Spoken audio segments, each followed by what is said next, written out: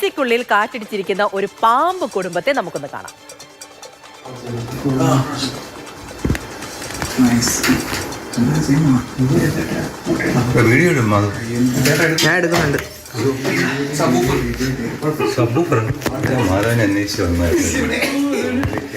ഫ്രണ്ട്സാണ് ഇന്റർവ്യൂവിന് ഇരിക്കുമ്പോൾ ജനലിൽ കൂടെ നോക്കും.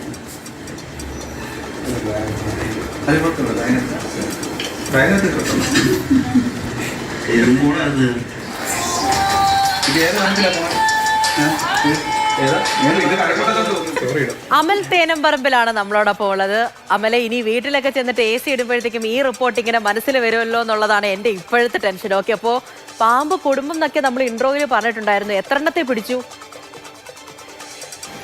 പൂജ, ടെക്നോ പാർക്കിലെ ജീവനക്കാരനായ മാധവ് ജെ പണിക്കർ ടെക്നോ പാർക്കിലെ ജോലിയൊക്കെ കഴിഞ്ഞ് വീട്ടിലേക്ക് തിരികെ എത്തി മുറിയിലേക്ക് എത്തുമ്പോഴാണ് എന്തോ ഒരു അനക്കം കേൾക്കുന്നത്. അങ്ങനെ സിയുടെ അടുത്തേക്ക് എത്തുമ്പോൾ അത് സിക്ക് അകത്ത് നിന്നാണ് എന്ന് മനസ്സിലാക്കുന്നു. ടോർച്ച് എടുത്ത് അടിച്ചു നോക്കുമ്പോൾ ഒരു പാമ്പിൻ്റെ വാൽഭാഗം കാണുന്നുണ്ട്. അപ്പോൾ പാമ്പാണെന്ന് ഉറപ്പിച്ചു.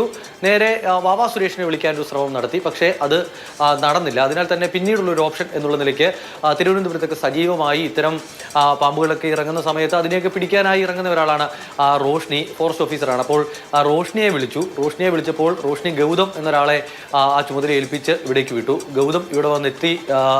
സിയാണ്. അപ്പോൾ അതിനകത്താണ് പാമ്പിരിക്കുന്നത്. ഇതിനെ പുറത്തേക്ക് എടുക്കണമെങ്കിൽ സി തുറക്കേണ്ടതായിട്ടുണ്ട്.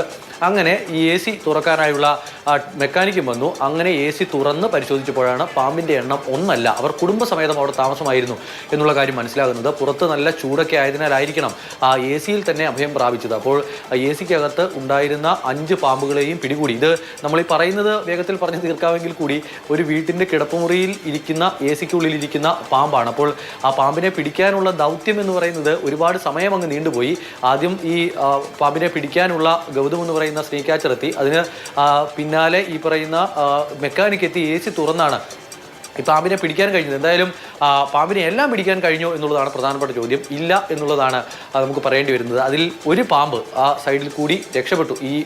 ഇതിനെല്ലാം പിടിക്കാനുള്ള ശ്രമത്തിനിടയ്ക്ക് ഒരാളങ്ങ് രക്ഷപ്പെട്ടിട്ടുണ്ട്. പക്ഷേ ബാക്കി 4 പാമ്പുകളെയും പിടികൂടി സമീപത്തുള്ള ഒരു പറമ്പിൽ കൊണ്ട് വിട്ടിട്ടുണ്ട്. ഈ പോയ പാമ്പ് എവിടേക്കാണ് പോയത്? ഇനി ഒറ്റപ്പെട്ടു പോയല്ലോ.